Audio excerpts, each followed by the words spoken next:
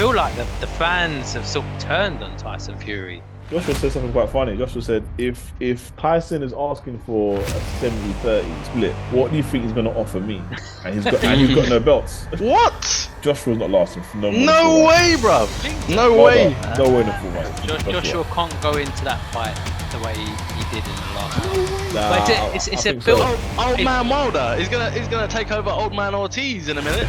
It should bring out the dog in him, though, innit? I hope so. Welcome to another episode of Bloodlust Boxing. I'm Sam. I'm Baz. And today we're joined by a special guest, Eric, Baz's former sparring partner. Welcome to the channel, Eric. Yeah, welcome. Thanks you guys for allowing me to come down to your channel today. Appreciate it. Cheers for joining us. Appreciate it. Yeah, Good thank to have you on. But yeah, on today's episode, we are going to cover off who is ducking who. Tyson Fury has been releasing videos the last couple of weeks. Who is he fighting? And we've got Anthonyjoshua as well.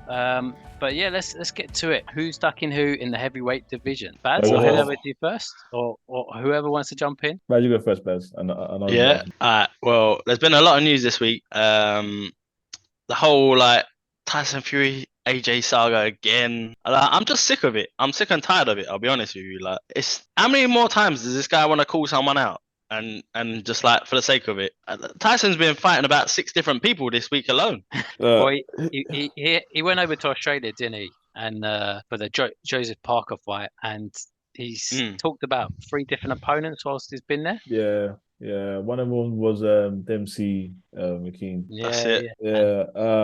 Optai as well, the cruiserweight. This is my thing about Tyson Fury. Out of the top 4 heavyweight boxers, I want to go, and that's Tyson, Usyk, Joshua, and Wilder, right? Is it in that order? Yeah, you've got it. No. I won't put that order because no, you won't put that order. No. No, I'll be honest, because in my world, I think that each fighter kind of beats each fighter. I think probably the most dangerous fighter out of all of them is Usyk. Personally, that's what I feel. Really? And the reason why I feel that more dangerous than Tyson Fury. Yeah. Okay. Think about Usyk, right? No one wants to fight Usyk because one, he's very technical, and he's like your boxer's boxer. Also, he's come from cruiserweight as well, and so I think it's the shame of losing to someone like Usyk as well. That's why people are like, I don't want to fight him because he hasn't been here long enough. The pedigree of him is not an elite, or we don't see him as an elite fighter. He's new to the table. If we lose, it makes us look stupid. We've been in this division for years. He comes out of nowhere and beats us. Yeah, so you lost a pumped up cruiserweight. Exactly. So he's got Joshua's number twice. Yeah. Forget it. Josh is not going to beat. It's a mental thing now. It's not going to happen. Never. But we've also seen Fury beat Wilder, so Fury's got Wilder's number. But I still kind of see it depends how much heart Anthony Joshua's got if he fights Fury. I kind of see, in a weird way, Joshua beating Fury. Weirdly enough, and it's not by technical ability. I think it's more by heart. Joshua, I think heart. That's what's going to take him over the line. It's not because of. Out of all the boxers, I think Fury probably is the most technical boxer out of all of them. Well, yeah, maybe. But he's got the size on Usyk. That's the main thing. Yeah, that's the main thing. But I think with Fury, if you look at Fury's fights, he picks his fights very, very wide, very wise. He's not like you get some fights that I'm a warrior. I'll fight whoever comes my way. Win, lose. Let's take Chisora for example, right? He will fight anyone. Like the perfect journey, man. You know what I mean? If you want to earn $2 million, or if you want to go to that next stage, you go fight someone like Chisora. Like you get the PR, you get the conditioning. You fight anyone. You know what I mean? Or if you want to fight on the street. Yeah, you want to fight on the street, you know what I mean? You fight him, you know what I mean? He's the go-to guy. It's like, look, I really want to get to that, to get in the mix. Eddie Hearn's like, I think I'll do all right. Yeah, it's all right. Go fight him. You know what I mean? So that's how Chisora kind of gets in this, but that's another story.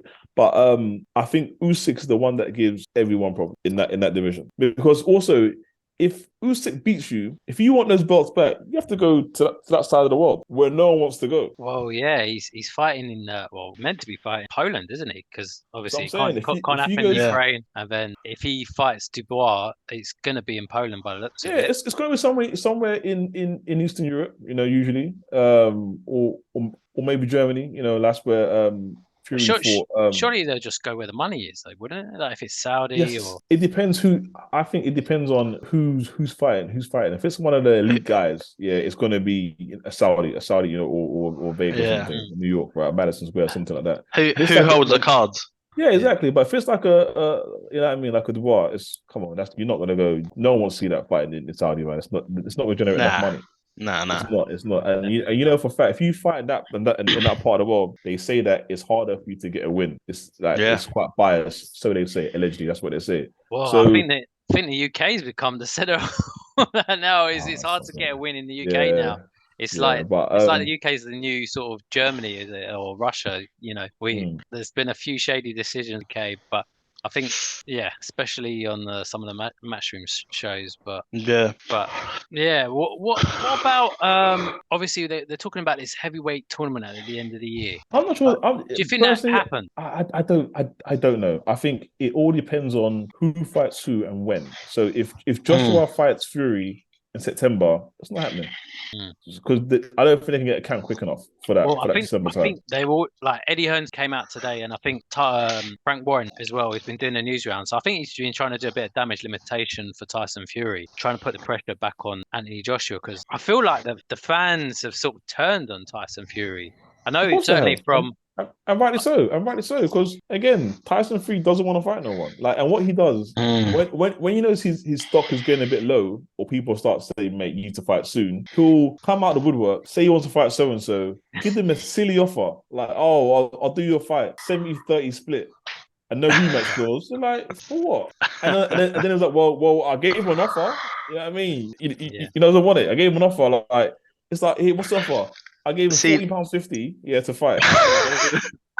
See, this is really smart by him at the start, but now I think everyone's just seeing straight through that now. Like after that Usyk saga, where he didn't want to give him the rematch clause, even though he was the one who stated he wanted it in the first place, and it was only after that he started saying he didn't want it. And now Frank Warren's saying, Fury said to him he can have the rematch now. He can if he wants to fight now. Yeah, but what percentage? True. It's true. He didn't want to give the right percentage, did he? He's like, he wanted it 70-30. 70-30, in the first fight, and the second fight, I think he wanted it like 60-40 to Tyson Fury if Usyk won, or even 70-30 still. I think the first one was 60-40, and Usyk said, "Yeah, cool, I'll do it." And he was, no, let's do 70-30. Yeah, he said, "I'll do it." And he's like, "Okay, let's do no rematch." So he kept moving the goalposts, and I think Joshua said something quite funny. Joshua said, if Tyson is asking for a 70-30 split, what do you think he's going to offer me? And he's got no belts. He's got no belts. So true. If that deal doesn't go through, it's probably something like 85-15% or something stupid. You know, and of course people want to say no. He's offered 60-40 for the latest fight, but it's the timing it's just the timing's all shady, really, because obviously he's had all that fallout with saying he's going to fight all these Australian fighters and whatever, and Joshua's talked about fighting in August, and they're building up to that Wilder fight at the end of the year. So realistically, is Anthony Joshua going to put anything on the back burner just to fight Tyson Fury in a fight which might not happen exactly in September? So I think they tried to play a bit of a tactical game there, knowing that the fight was never going to happen. Exactly, but to add to that as well, it's like no one can have, like, if you.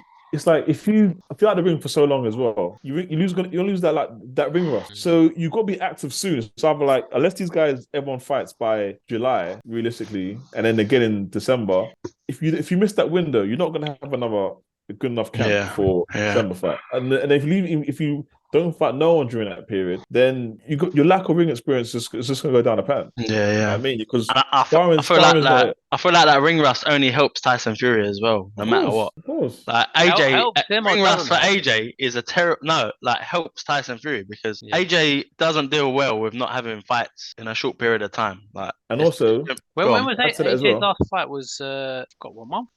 His last fight was in April. April, yeah. But Tyson Fury fought Chisora in October. Was it October? Wow. Yeah. But so bear in mind as well, you got to bear in mind that Josh has also got a new trainer. Yeah. And so he's still going through the motions of trying to learn a new style, trying to get confident again, to be fair. You know, like you got to realize that once you've been under a certain trainer for so long, like McCracken, you know, he's then got like almost untrained what he was doing before. Then you got, I can't remember, then you got the other trainer, I forgot. Was he Garcia, yeah. Yeah, Garcia. Mexican. And then that didn't last too long. Garcia said that there's some issues with him, and so now he's got another trainer. Yeah. Derek James, I think his name is that right? Derek James. Yeah. Yeah. So it's like the Texas do. So with that, you then learn another style. So it almost feels like Tyson wants to fight him because he's at an all-time low. Joshua's got no belts. He's trying to rediscover his form again. Trying to figure out what kind of boxer he wants to be. He's learning a new style of boxing. For me, that's low-hanging fruit. That's easy picking. I mean, that's a perfect fight to diminish someone, and your confidence is low. Like the last fight you had, you're used to being a knockout explosive artist. That last fight you had. Oh, you're saying it didn't show nothing. Tyson Fury sees AJ as a sure thing, really. 100%. The same way Wilder saw Fury when they first started. When they first fought, he thought, that's spot on. Yeah, okay, that's true. big name, but coming off the back of a mental breakdown, easy pickings. Losing like 100 stone. That's it. I mean, it's like 100 stone. Yeah, probably still on narcotics. Let's beat the case. Yeah. Easy. Let's do it. Let's fight. This is easy money for me. You know what I mean? And he's British, comes with PR as well. Let's fight. Yeah. Little did he know, it's like, whoa. And then he got the draw. It's like, you know what? That might have been lucky. And the second time, Fury came with a whole new game plan, destroyed him. And he thought, you know what, I've got to get my lick back for the third one. Beat him again. It's like, you know what, forget about it. He's got your number. He's just a better fighter than you. You know what I mean? But I've been going back to the whole four-way thing. I think that if Wilder fights Joshua, that's 3 rounds. That's 3 rounds Wilder. Top. What? Joshua's not lasting for no more. No way, bro. No way. No way in the 4 rounds. Nah. I'm a Joshua fan. I like Joshua, but Wilder's style against Joshua, it's too offensive. He can't. It's too offensive for Joshua can't go into that fight the way he did in the last fight. No way. And this is what I mean. This is what I'm saying against Frank. Like if he tried to give it that, I want to be a boxer. Second guess. That sweet science. What's it again? That sweet science. that sweet boxing science. Whatever he talks about. Yeah. Float like a butterfly, sting like a bee. He can't. Listen, Wilder's gonna go in there, and don't get on. He'll gas out quick, but he'll give him every right hand he can offer him. He won't want to let Joshua get settled, will he? No way. It'll be. Listen, 4 rounds top. 4 rounds. 4 rounds, easy. Well, that's why I guess Joshua needs that middle fight, and then. Coming on to that, okay, it's looking like everything that we've heard, but there is going to be a fight in August, potentially. And we've got Dillian Whyte. He's been bandied around quite a bit. Do you reckon that fight happens? And is that good preparation for a Wilder? What you mean, Wilder and Dillian, or even Joshua and Dillian? Joshua and Dillian. I think that's a dangerous fight, you know. I think it's a dangerous fight. A very dangerous fight from Joshua. I mean, Joshua should win. It should bring out the dog in him, though, isn't it? I hope so. I think that's going to be my next point. I actually hope he does, because that might give him what he needs. Like, tough fight. I beat Derek. I like it's that fight can be a knockout. It's going to be someone's going to get knocked out, and it's not going to be a pretty fight. It's gonna be a brawl. It's gonna be a brawl, like a scrap. Like the last fight I had, loved that fight because boxing techniques, and you know what I mean. Football went out the window. Everyone jumped in the ring, and you're like, what's going on? That's when you saw Femi. If you know Femi, that's Joshua's. That's when you saw the Femi come out, and I love that part. And I love it. Honestly, it was a cracking fight. Great build up. The build up was amazing. Like they were arguing about. I think Dillian Whyte was like, "Yeah, he went raving and you borrowed my jeans." Great. That's a great narrative. I loved it. It's a great fight. So, if those guys fight, it's bums on seats. That fight, bums on seats. Do you not think AJ just outboxes him all night though? Yeah, probably. But again, my point, what it comes down to is heart. It's who actually wants it. It's not sometimes. It's not even like it's not even like who's got the best technical ability. And they say styles make fights, but sometimes I think a lot of it comes from heart, and that's why I feel like Joshua is more likely to beat Fury. Even though I do think Fury's a better boxer, but Joshua's probably got a bit more heart. He's got more to prove. And this guy's been in his head for years now. Fury did the whole Undertaker thing, you know, he was down and then he just rose up from the dead. See, and that's heart. And that's heart. Like, you know, he just had that bit more in the tanks. Like I wanted it more. You know what I mean? He wanted it more. That's what I said. You know, and I feel like with the Joshua and Dillian Whyte, I think it's going to be explosive. Well, they both fought Franklin, and I think that was kind of like a gauging bar for 258 management, Anthony Joshua's team, and Eddie Hearn, to see where Joshua is and how dangerous a fight that would be if they did put Dillian Whyte back in with Joshua. Like, looking at both fighters fighting Franklin, I think Joshua, to me, looked like he'd done a lot better than Dillian Whyte. Dillian Whyte against Franklin was really tight, to be honest. Loads of people scored it the other way. Yeah, it was a very That's true. controversial fight. It was a very controversial fight. You know, some people were saying it was a robbery. I personally had it Dillian White slightly up. Yeah, same. Yeah, but I mean, or probably a draw. Probably a draw. You know what I mean? Could have been a draw. Could have been a draw. You could have been a draw. But again, I mean, Joshua didn't show me anything amazing about that fight. Nah, bro. But going back to the whole like Deontay Wilder does him in 3 rounds, 4 rounds. 4 rounds. Like, I'm not having that. Nah, bro. It's come on, man. Nah, it's I a build. So. Old man Wilder. He's gonna take over old man Ortiz in a minute. Like the guy's at 37, bro. I'm gonna get out his walking stick in a minute, and it'll be swinging with that. Well, what's it? Wilder had that comeback fight against his old sparring partner, didn't he? So that was a gimme fight all along. That was a confidence building. That was a payday and a confidence building fight. Because first fight out after fighting Fury, that's what I think they wanted to happen with Joshua and Franklin, but it didn't. So that's why I still think they need that next fight where Joshua gets that confidence back. And it's like, yeah, that's it. I'm ready. And that's why I think that the Dillian White's a dangerous fight. Yeah. I wouldn't go to that level yet because you want to go in there with a mindset of, again, that's not going to be a fight to test your skills. That's a scrap. That's a grudge fight. That's a grudge fight. You don't really you can train all you want, but when you go in there, it's not about listening to the man in the corner. It's about I'm trying to take this guy's head off. I'm going to try and knock him out. It's like your trainer can tell you in the corner, like, nah, jab, move, move, watch out for your left. You're not going to hear it. It's like, I'm taking this guy out. You're not going to hear it. That's not the fight for Joshua yet. I think Joshua's had one more set-up, jobber kind of fight. If you're going to go fight some plumber or something, fine. But one more of those kind of fights, and then you go for Dillian White, and then you go for the but I think they're just going to run out of time. I think you're spot on there, Eric. Like, I think that he needs that, maybe those 2 fights, and then go for the big one. But I think they're just going to run out of time before the end of the year. I think so as well. He's kind of got to gamble now. Yeah, it's almost like the Crawford. What's the other guy's name again? Spence. Yeah, like it's been on for too long now. Like, I'm not sure that fight still might not even happen if Spencer needs to stay safe and stop driving the car. Just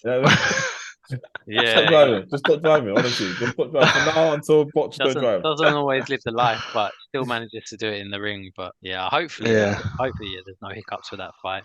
But I think that's still a good fight, to be fair.